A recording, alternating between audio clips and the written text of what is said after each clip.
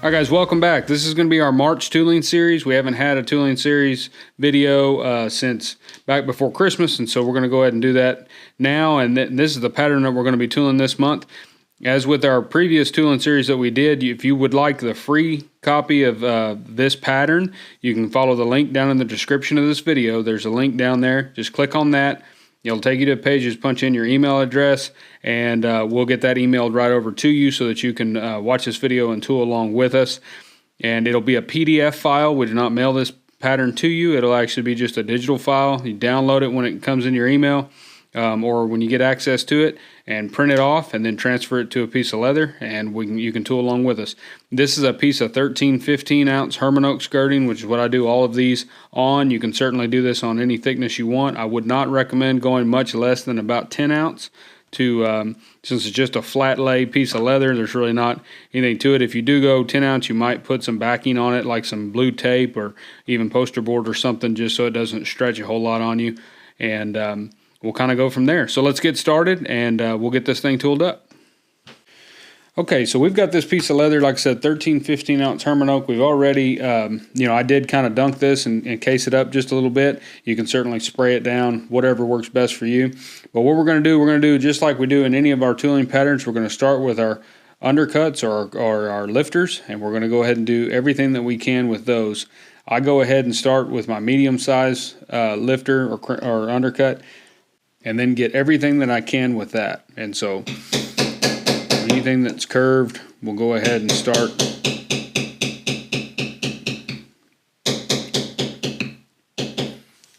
getting that portion done.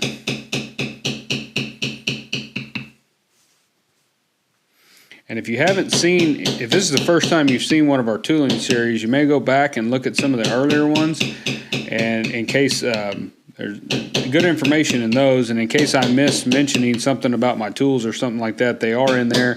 Majority of the tools, stamping tools that I use are Berry Kings, but I do use a fair amount of craft tools as well. And slowly over the years, I'm slowly replacing them with, a Berry King here or there if I find one that I like or something like that. But it's not the quality of your tooling isn't completely dependent on the quality of your tools. It's more the way you're using the tools and your understanding of the material that's giving you the effects that you're looking for. And so if you're just starting out, don't worry about that you don't have the most expensive tools or the best quality or whatever. If you've got a tool that works, then just keep using that.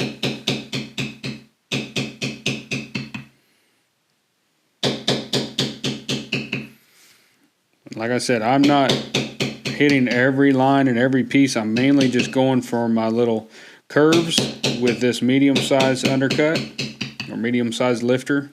And we're just trying to get all of that. If it's round, we want to go ahead and get it with that tool so that we don't have to try to get it with a square beveler later. And when it comes to this Indian skull here, the skull or even the feathers, we're going to add a lot of texture and detail to these, but right now all we're trying to do is get everything beveled. When it comes to tooling leather, that's the bulk of what you're going to be doing is beveling. And that's essentially what we're doing here with this lifter or undercut. Is we're doing a type of beveling. But we just want to get that skull raised up and get everything beveled and all that, and then we'll go back and we'll add all our detail work.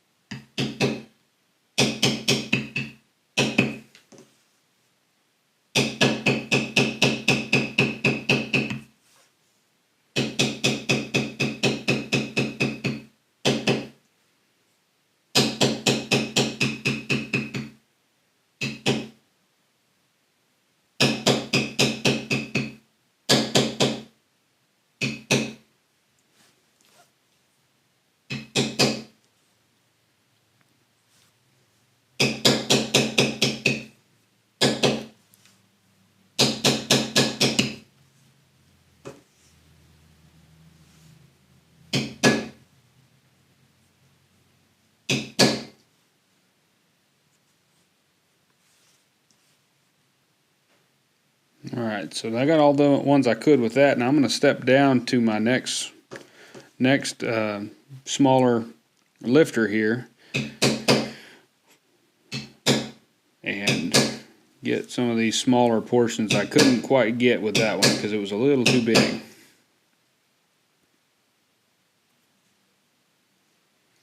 So I just noticed inside here, this is just kind of it's like a little ring that holds these down feathers there off the side of his temple. Off his temple there, I just catch those with that one.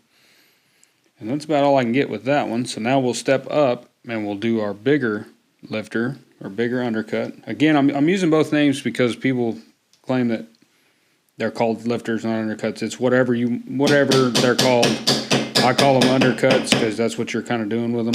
But I think on Barry's website, he calls them lifters. So whichever one I say, when you go to looking for them, just know that I call them a couple different things. There's a couple spots there that I missed too, where his teeth are missing. So we'll get a good little undercut there. And then right here in the nose, it kind of makes a little turn right there, so we'll get one there too. And using this tool really helps to keep your vines curved at the end, keep your scrolls curved, keep your tips of your feathers, anything like that. It's just a lot easier just to give it a once over with this tool, and that'll ensure that it keeps and maintains that curve through your beveling.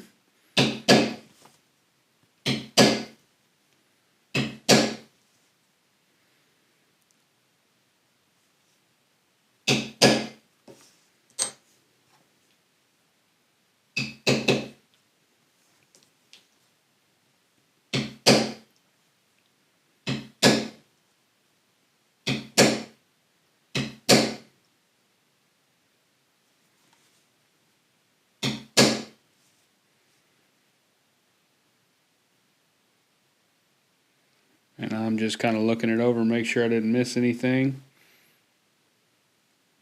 So now we'll go through and get what we can with our crowners. Now again, like in previous videos, I use two crowners. I have a smaller one and a bigger one. Both of these are Barry Kings. They're both checkered. He makes them smooth and checkered, I believe. They don't have a number on them, so I don't know what size, but basically smaller and large. I highly recommend having a set of these. They're well worth the money. Because now we can come in between our undercuts and we can catch those pieces there.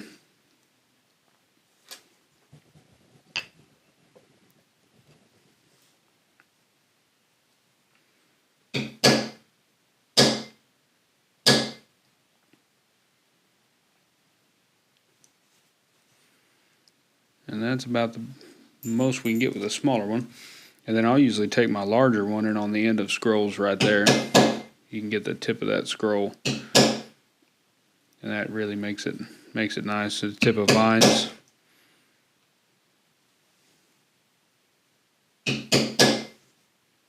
Alright, so that's all we can get with the crowners. And so now we'll come in with our bevelers, and I'm going to start with my medium-sized beveler. Actually, we're going to start with our large. I always run my bevelers large to small. And so we'll go ahead and start with all of our long lines. So the ones we're going to be picking out are these long, straighter kind of lines. This right here might be a little too curved. I recently got a new beveler, so this is a lot much wider than the one I normally use. And this one here is a craft tool beveler that I've used for years and years, and have worn down most of the checkered on there, but I love this little beveler. And I recently bought one of these from Barry that's just a little bit wider. I did file off the corners just a little bit so that you can get on the inside curve on a somewhat curved line, long line, but it's still a little bit too long for some stuff. So, but for long straight lines like on this feather here, it works perfectly. And kind of the goal when you're doing any kind of beveling is to use the biggest beveler that you can for whatever you're beveling. because that's less hits you have to make each time. So you don't want to beat yourself up by using too small of a beveler, because it'll take way too many hits to get the same effect. Plus, it's harder to keep it straight if you're going a long distance with a little one. So you always want to kind of use the biggest one you can.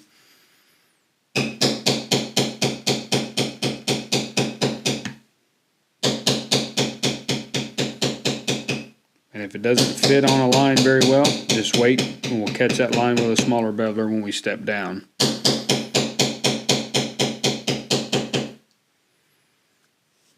And you can kind of start wherever you want to start.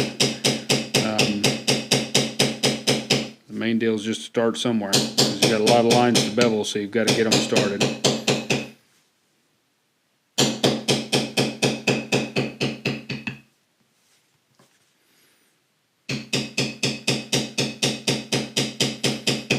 And that is one point, or one time. So that's one time in tooling where you will actually cross over and bevel the same line in different spots. So what I mean is, I always say once you start on one side of that line, you stay on that side for the whole duration of that line.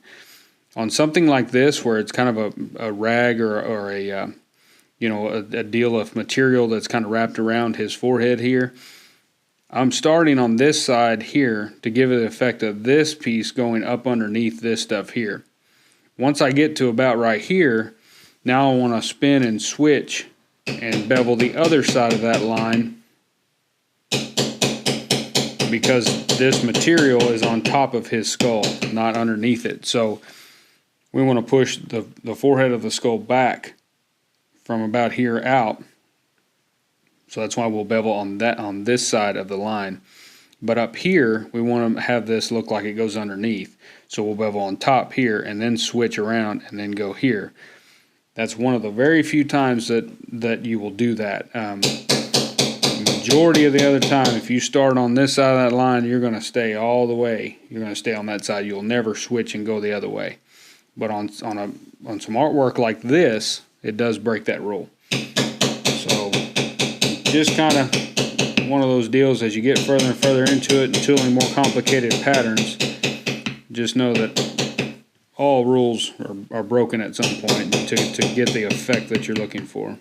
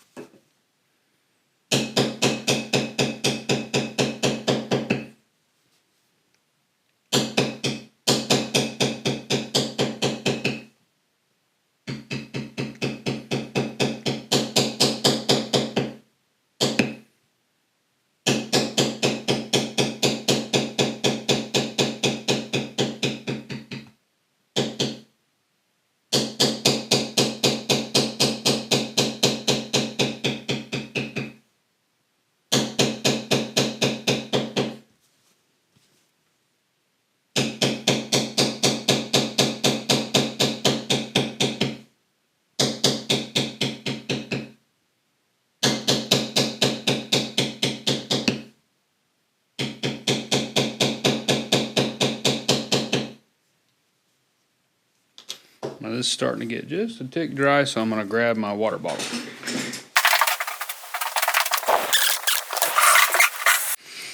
Okay, so we added just a little bit of water to that just because it was getting a little bit dry. Just kind of monitor your water level whenever you're tooling. If you need to add some, you can certainly mist it a little bit.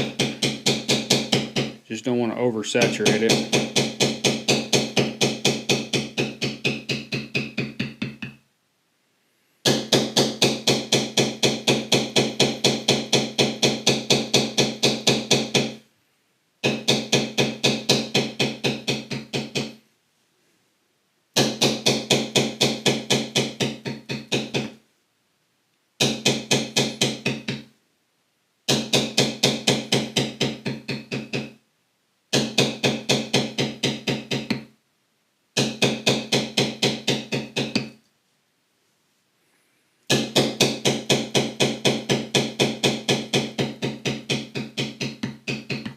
And when you're beveling stuff, especially like these feathers and stuff, instead of spinning your work every time trying to get each feather, you know, and then spin it back around and go to the next feather, just have it in one spot and bevel all the lines you can from that side, then spin your work and bevel all the lines you can from that side. It's much easier, saves you a lot of time. You wouldn't think it would save you that much time, but it does. It saves you a ton of time when you're tooling bigger projects especially. The less you have to move that work material, the better off. So just get in the habit of catching what you can from one vantage point before you move the material.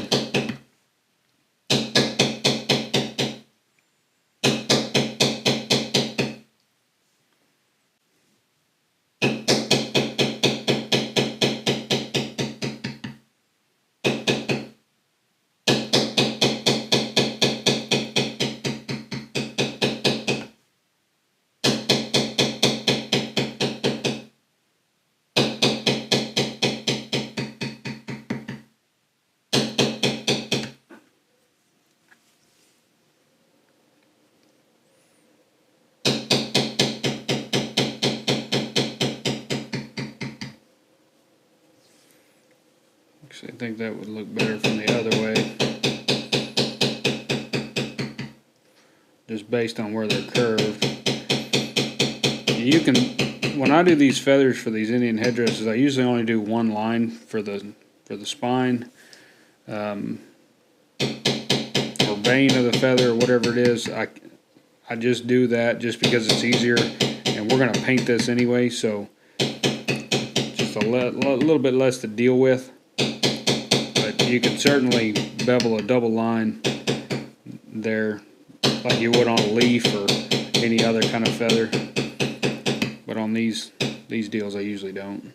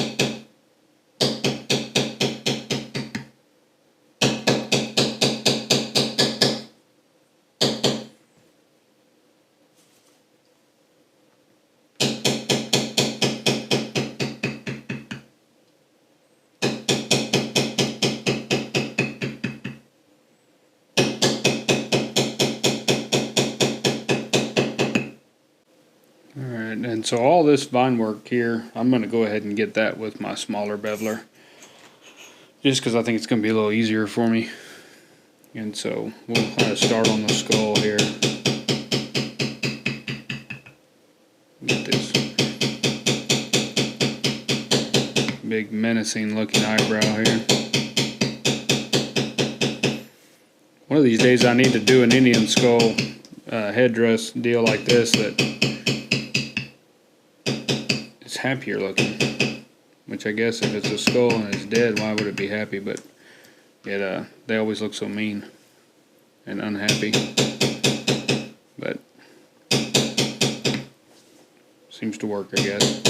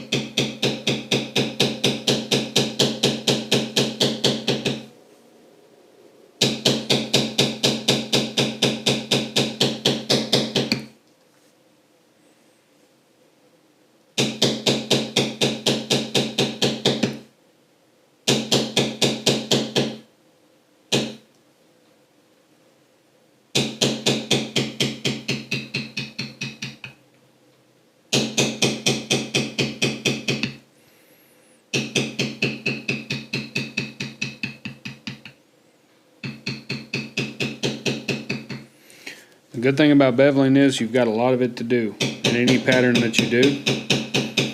And so take those opportunities and really practice to keep your beveling smooth.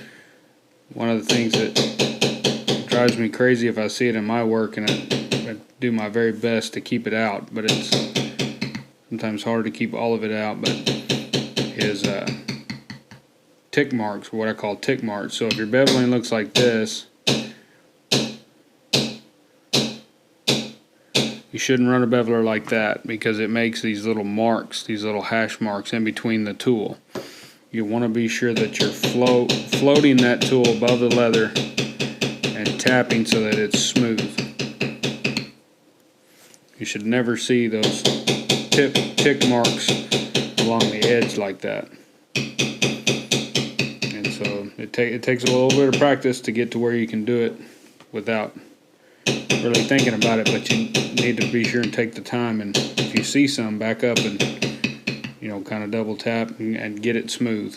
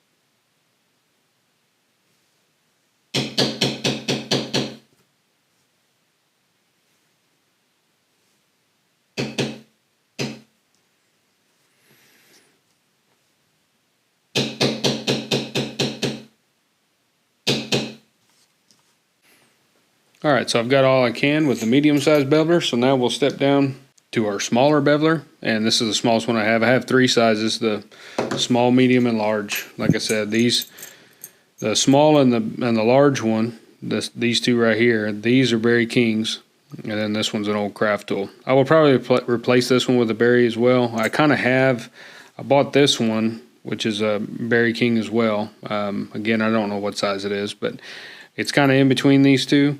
But it's still just a little small when compared to this one.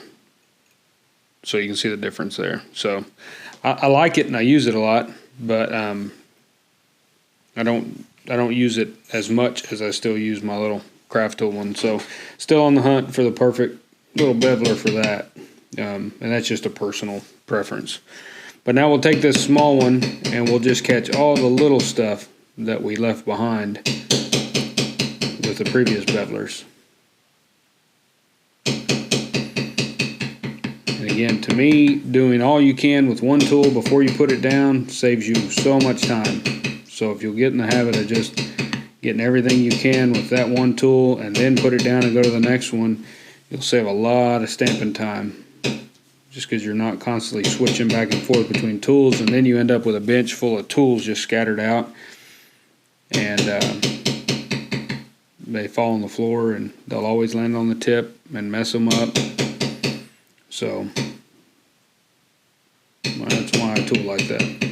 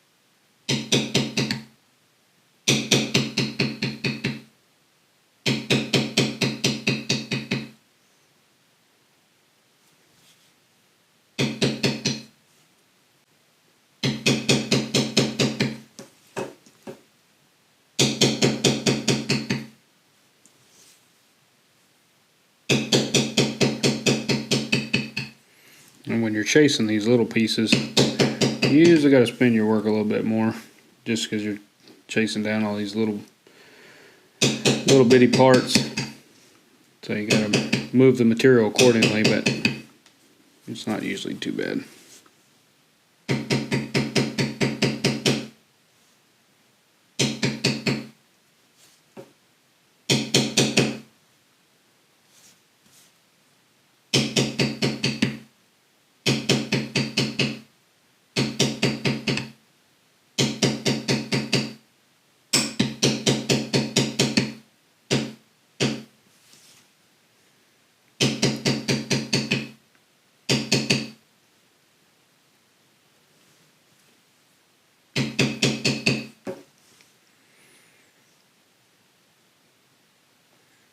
So I've got all the little pieces there in the vine work. So now I'm just going to come in here and get these teeth. We didn't even touch those with the other ones because I knew they were going to be way too small for those other bevelers. So go ahead and get them now.